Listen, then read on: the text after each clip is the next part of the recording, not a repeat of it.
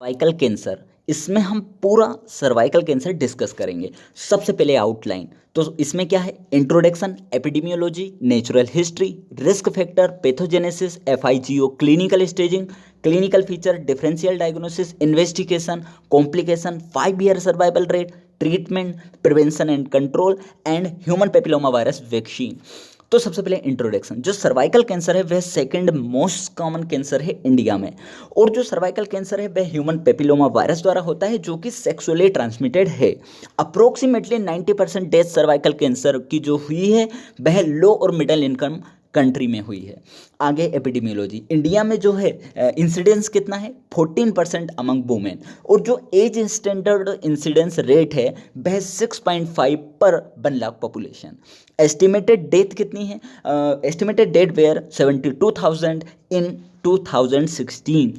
आगे natural history, तो disease progression की बात करें तो सबसे पहले नॉर्मल एपिथेलियम होती है, उसमें डिस्प्लेसिया होती है, उसके बाद कार्सिनोमा इन सिटू, उसके बाद इन्वेसिव कैंसर।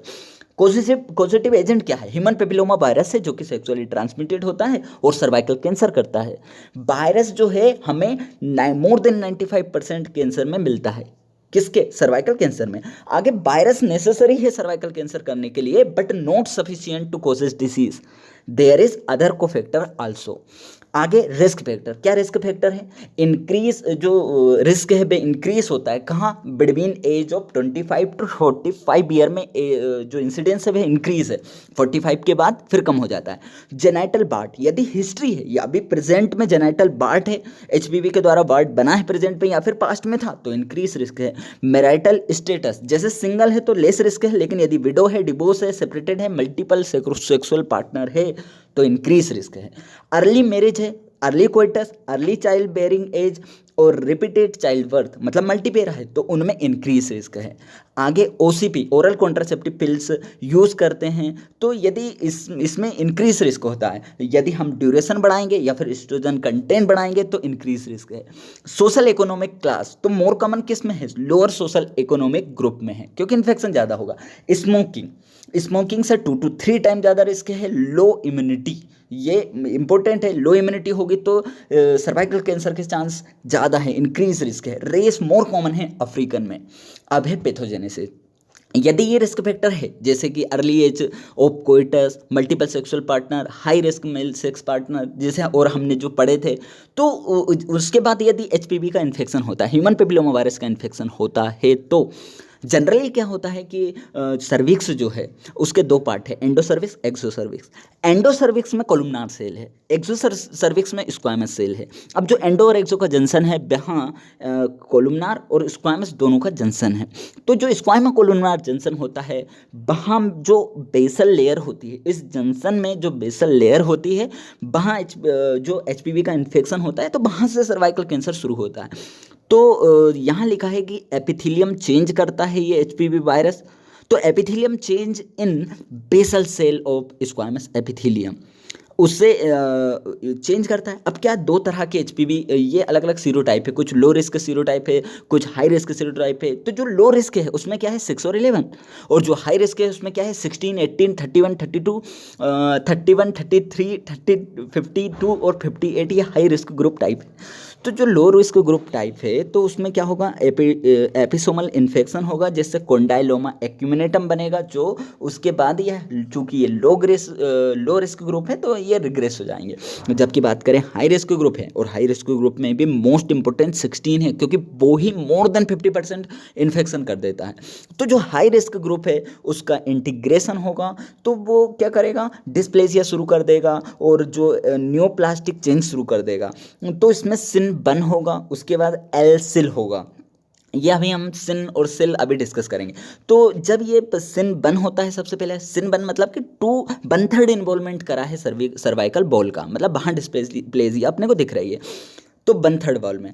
उसके बाद जो होगा यदि इन्फेक्शन परसिस्ट करा तो क्या होता है कि जो एचपीवी होता है वे E7E8 प्रोटीन बनाता है जो कि P53 जीन या फिर जो आरबी जीन होता है वो एक ट्यूमर सप्रेसर जीन थे तो उन्हें सप्रेस कर देगा जिससे ट्यूमर बढ़ने लगेगा। तो क्या हो जाएगा, इन्वेसिव सर्वाइकल कार्सिनोमा हो जाएगा। तो जनरली क्या होगा, इंटीग्रेशन होगा, सिन 1 होगा, यदि इन्फेक्शन परसिस्ट रहा तो सिन 2 होगा, सिन 2 का मतलब होता है 2/3 इन्वॉल्वमेंट, सिन 3 होगा, सिन 3 का मतलब होता है 75 to 90% इन्वॉल्वमेंट। तो ये फैलता जाएगा। उसके बाद क्या, यदि अदर कोफैक्टर भी हैं जैसे इम्यूनो डेफिशिएंसी है, स्मोकिंग है, तो इन्वेसिव कैंसर में चेंज हो जाएगा। इन्वेसिव में क्या, वो फैल जाएगा, सर्विक्स के बाहर अलग अलग ऑर्गन में फैल जाएगा। आगे अगर अपन बात करें, जनरली ये डायग्राम से हम देखते हैं कि ये नॉर्मल एपिथेलियम थी, उसके बाद माइल्ड डिस्प्लेजिया हुई। माइल्ड डिस्प्लेजिया में कितना इन्वॉल्वमेंट करा है, सिन 1 में 1/3।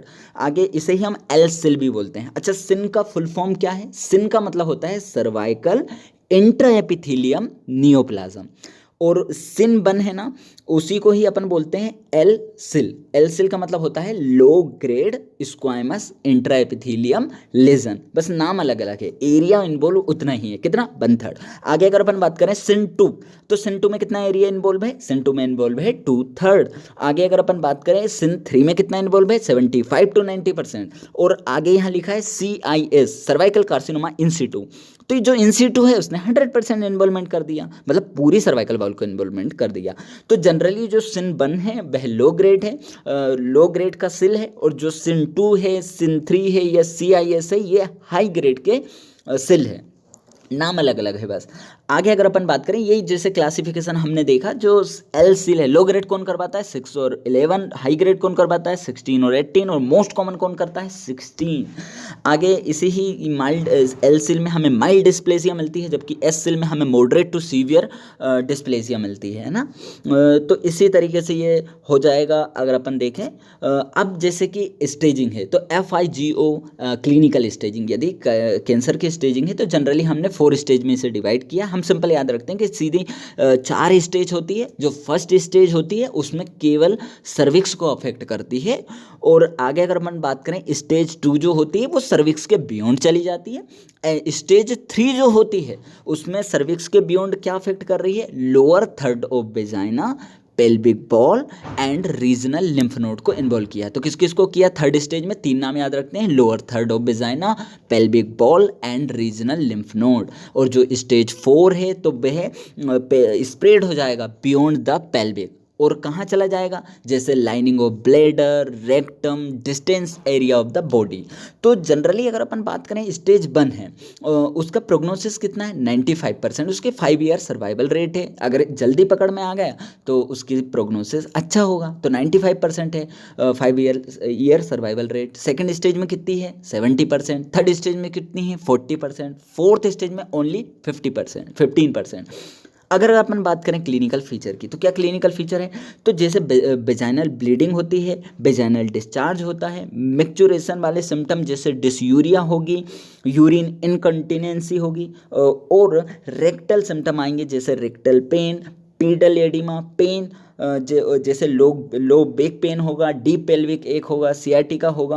तो इस तरह के क्लिनिकल फीचर आएंगे। आगे अगर अपन बात करें डिफरेंशियल डायग्नोसिस क्या है, तो यहाँ अल्सर हो सकता है सर्विक्स में, किसकी वजह से, ये डिफरेंशियल डायग्नोसिस हम जैसे अल्सर हो सकता है सर्विक्स का ट्यूबरकुलोसिस वाला, सिफिलिटिक की वजह से, पोलिप्स भी हो सकता है DD में, जैसे पोलिप्स, म्यूकस सर्वाइकल और फाइब्रोइड पोलिप्स, और एंडोमेट्रियल कार्सिनोमा। तो क्या क्या हो गया, अल्सर हो गए, पोलिप हो गए, एंडोमेट्रियल कार्सिनोमा हो गया डिफरेंशियल डायग्नोसिस में। अब है इन्वेस्टिगेशन। क्या इन्वेस्टिगेशन करते हैं, जनरली अपन स्क्रीनिंग के लिए क्या करते हैं, पेप स्मीयर करते हैं। तो इन्वेस्टिगेशन फॉर डायग्नोसिस, तो क्या करते हैं, पेप स्मीयर करते हैं, कोल्पोस्कोपी करते हैं, और सर्वाइकल बायोप्सी करते हैं। तो और ट्रीटमेंट इन्वेस्टिगेशन क्या करते हैं, जैसे CVC करते हैं, यूरिन एनालिसिस करते हैं, LFT करते हैं, चेस्ट एक्सरे करते हैं। अब है कॉम्प्लिकेशन में क्या हो सकता है, सेकेंडरी इन्फेक्शन हो सकता है जिसे पायोमेट्रिया बोलते हैं। उसके बाद फिस्टुला बन सकता है, वेसाइको वेजाइनल फिस्टुला बन सकता है, रेक्टो वेजाइनल फिस्टुला बन सकता है, यूट्राइन ऑब्स्ट्रक्शन हो सकता है, यूरेमिया, हीमोरेज हो सकता है, कैकेक्सिया। ये कॉम्प्लिकेशन है। आगे अगर अपन बात करें, अभी अपन ने 5 ईयर सर्वाइवल देखा था, तो जैसे अपन ने क्या बोला था कि स्टेज 1 में 95 होगा, स्टेज 2 में 70, स्टेज 3 में 40, और स्टेज 4 में 15%। ये हम जनरल याद कर लेते हैं। आगे अगर अपन बात करेंगे ट्रीटमेंट, तो ट्रीटमेंट में हो जाएगा, ट्रीटमेंट डिपेंड करता है किस स्टेज में डिसीज़ है। तो जैसे अगर अपन क्या मॉडलिटी यूज़ करते हैं, जैसे सर्जरी, रेडियोथेरेपी, कीमोथेरेपी, या फिर कॉम्बिनेशन ऑफ अबव। आगे आ जाएगा रेडियोथेरेपी हम यूज़ करते हैं ऑल स्टेज के लिए, but surgery is the treatment of choice for early invasive carcinoma, जैसे स्टेज 1 और स्टेज 2A।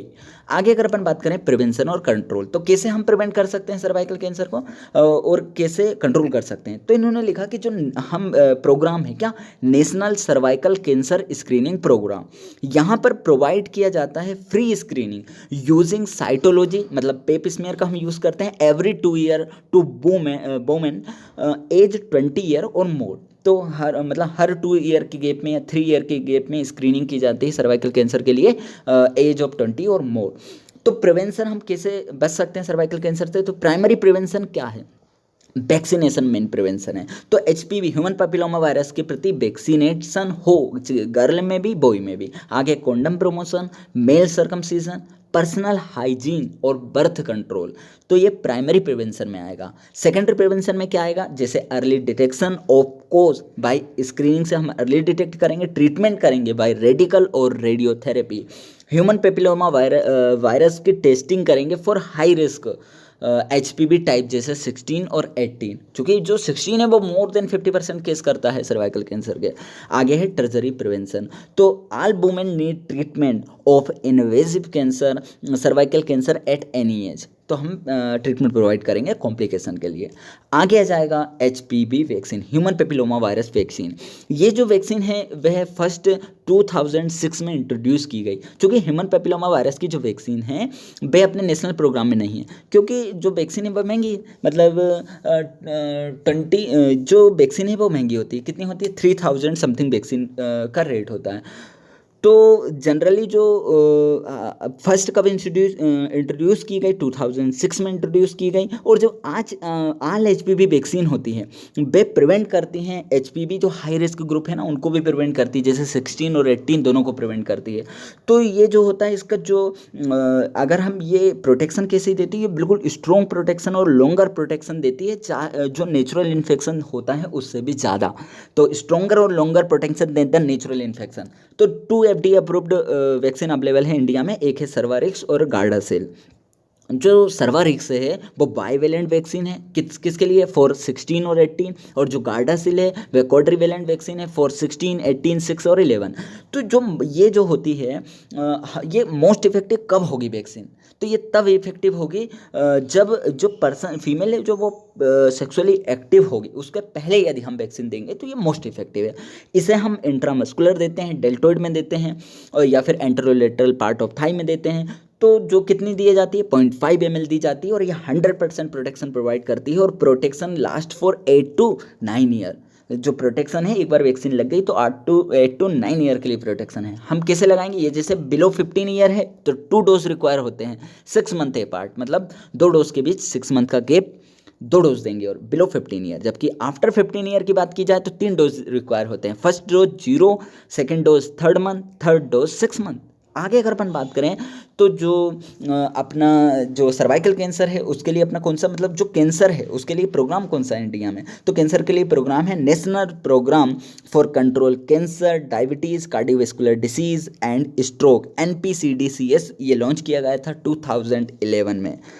तो ये इसका फोकस क्या है, इसका फोकस है कि प्रमोशन हो, focus on the promotion of healthy life style, early diagnosis and management. तो ये हमने क्या कंप्लीट करा, सर्वाइकल कैंसर कंप्लीट करा। तो थैंक यू।